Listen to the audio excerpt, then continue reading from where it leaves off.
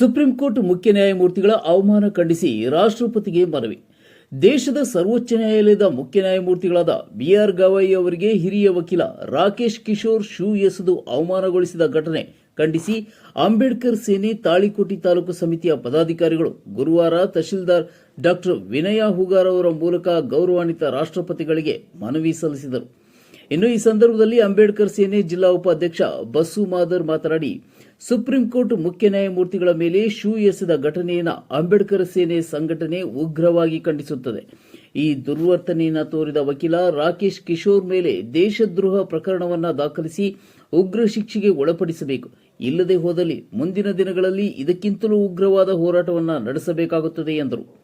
ಇನ್ನು ಈ ಸಂದರ್ಭದಲ್ಲಿ ಅಂಬೇಡ್ಕರ್ ಸೇನೆ ತಾಲೂಕಾ ಉಪಾಧ್ಯಕ್ಷ ಗೋಪಾಲ್ ಕಟ್ಟಿಮನಿ, ನಗರ ಘಟಕ ಅಧ್ಯಕ್ಷ ನಾಗರಾಜ್ ಗಜಕೋಶ, ಕಾರ್ಮಿಕ ಘಟಕದ ಅಧ್ಯಕ್ಷ ಪರಶುರಾಮ ನಾಲ್ವತ್ವಾಡ್, ತಾಲೂಕಾ ಕಾರ್ಯದರ್ಶಿ ಮಹಾದೇವ್ ಚಟ್ನಳ್ಳಿ, ಶಿವಪುರ ಗ್ರಾಮ ಘಟಕ ಅಧ್ಯಕ್ಷ ಯಮನಪ್ಪ ನಾಯ್ಕೊಡಿ, ಯುವ ಕಾಂಗ್ರೆಸ್ ಅಧ್ಯಕ್ಷ ಆಸಿಫ್ ಕೆಂಬಾವಿ, ಎಪಿಜೆ ಕಲಾಂ ಫೌಂಡೇಶನ್ ಅಧ್ಯಕ್ಷ ಶಫೀಕ್ ಇನಾಮ್ದಾರ್, ಬೀದಿ ಬದಿ ವ್ಯಾಪಾರಿ ಸಂಘದ ಅಧ್ಯಕ್ಷ ಜಮಣ್ಣ ನಾಲತ್ವಾಡ್, ಜಾಂಬವ್ ಯುವ ಸೇನೆ ಪ್ರಧಾನ ಕಾರ್ಯದರ್ಶಿ ಕಾಶಿನಾಥ್ ಮಾದರ್, ಪದಾಧಿಕಾರಿಗಳಾದ ರಮೇಶ್ ಹರ್ನಾಳ್, ದ್ಯಾಮಣ್ಣ ಸೋಮನಾಳ್, ಮಲ್ಲಿಕಾರ್ಜುನ್ ಚಳಗಿ, ಬಾಗಪ್ಪ ಕಟ್ಟಿಮನಿ, ಗಣಪತಿ ಗುತ್ಯಾಳ್, ತಾಯಪ್ಪ ಕೂಚ್ಬಾಳ್, ರಮೇಶ್ ಚಬನೂರ್ ಸೇರಿದಂತೆ ಮುಂತಾದವರು ಉಪಸ್ಥಿತರಿದ್ದರು.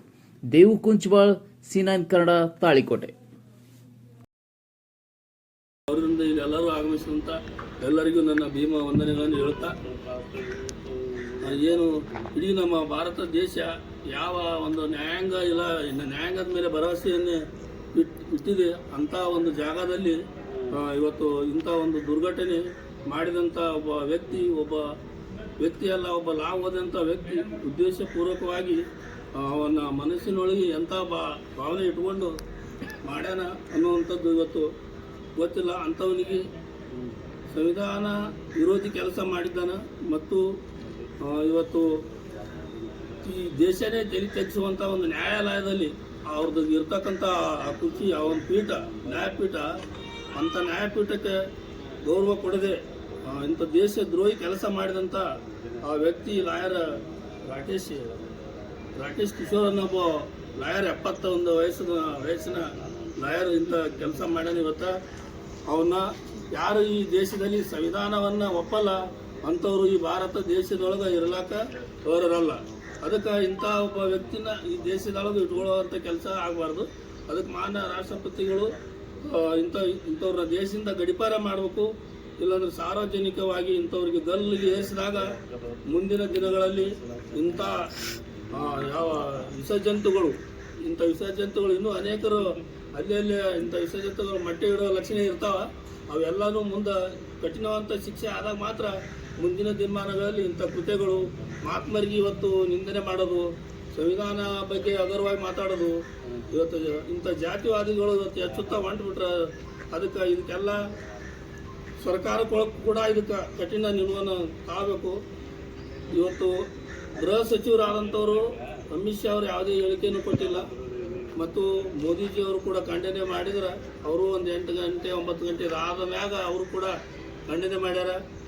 ಮತ್ತು ಇನ್ನೊಂದು, ಇಲ್ಲಿ ನಮ್ಮ ರಾಜ್ಯದಲ್ಲಿ ಪೊಲೀಸ್ ಮಹಾನಿರ್ದೇಶಕರಾಗಿ ಕೆಲಸ ಮಾಡಿದಂಥ ಭಾಸ್ಕರ್ ರಾವ್ ಅವರು ಇವರು ಮಾಡಿದಂಥ ಕಾರ್ಯಕ್ಕೆ ಶಬ್ಬಾಸ್ಗಿರಿ ಕೊಟ್ಟರು.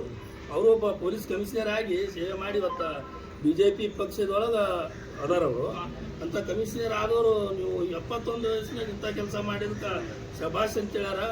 ಅಂಥ ಕಾನೂನು ವ್ಯಕ್ತಿನೂ ಅಂಥವ್ರು ಸಪೋರ್ಟ್ ಮಾಡಿದಾಗ ಮತ್ತು ಇನ್ನೂ ಇಂಥ ಸಂವಿಧಾನ ಬಾಹಿರ ಕೆಲಸ ಮಾಡೋಂಥವ್ರು ಸಾಕಾರ ಅಂತಕ್ಕಂಥ ಮಾತು ಹೇಳ್ತಾ, ಇನ್ನೂ ನಾವು ಅಂಬೇಡ್ಕರ್ ಸೇನೆಯಿಂದ ಇಷ್ಟಿಗೆ ನಾವು ಇವತ್ತು ಬರೀ ಮನವಿಯನ್ನು ಸಲ್ಲಿಸ್ತಾ ಇದ್ದೀವಿ. ಮುಂದಿನ ದಿನಮಾನಗಳಲ್ಲಿ ಇನ್ನು ಇಡೀ ದೇಶ ತುಂಬ, ಇಡೀ ಜಿಲ್ಲಾ ತುಂಬ ಹಿರಿಯರು ಅದಾರ ಮತ್ತು ಸಂವಿಧಾನ ಬಗ್ಗೆ ತಿಳ್ಕೊಕ್ಕಂಥ ವಿಚಾರವಂತರು ಅದಾರ. ಅವರೆಲ್ಲರನ್ನ ಸೇರಿಸಿ